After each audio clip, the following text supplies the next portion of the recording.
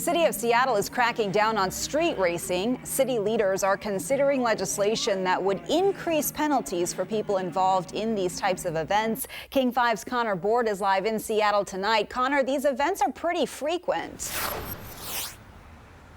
Jessica, yeah, they've definitely been increasing. Right now I'm on Alaskan Way, which is one of 4 spots that saw street racing events this past weekend in Seattle. At one of those events, a person on a crosswalk was hit by a car and critically injured. And people across the city say this is a problem. These are the marks left behind in Lower Queen Anne from the chaos that's been waking Willie Lee up at night. I got up and it's that don't sound like the garbage truck. It's this car, and another one comes, then you got the motorcycles behind it.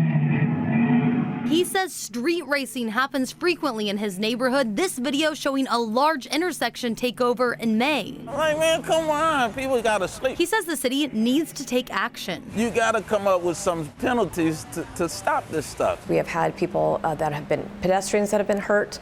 We have people that it also increases gun violence with people who have been shot. Seattle City Attorney Ann Davison is trying to increase penalties. She brought new legislation to the City Council's Public Safety Committee today. We need to have our laws matter, and our laws are about keeping public order. The proposed legislation would adopt a new state law to make street racing a gross misdemeanor, punishable by up to a year in jail or a $5,000 fine. This includes drifting and takeovers at parking lots or intersections. This proposed Seattle law would also create a $500 fine for the owner of the car being used at these events. There needs to be an infraction piece for that. Seattle Police Assistant Chief Dan Nelson says since 2020, these types of events have been increasing, leading to serious problems. Dangerous driving, again, uninvolved community members getting hit by cars, significant injuries.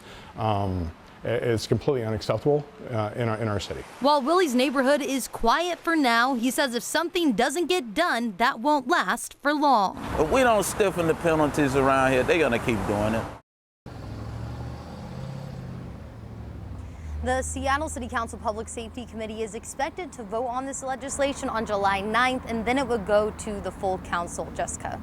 Connor, a lot of people go out there just to watch these things. Are there any laws in Seattle that punish spectators? You know, right now there are not, but that was brought up today. And some cities like Kent do have laws in place that penalize the onlookers. Some council members today said they'd be reaching out to the city of Kent to look into that option. Back to you. Okay, thank you for your reporting. Connor Board live for us in Seattle tonight. Thanks.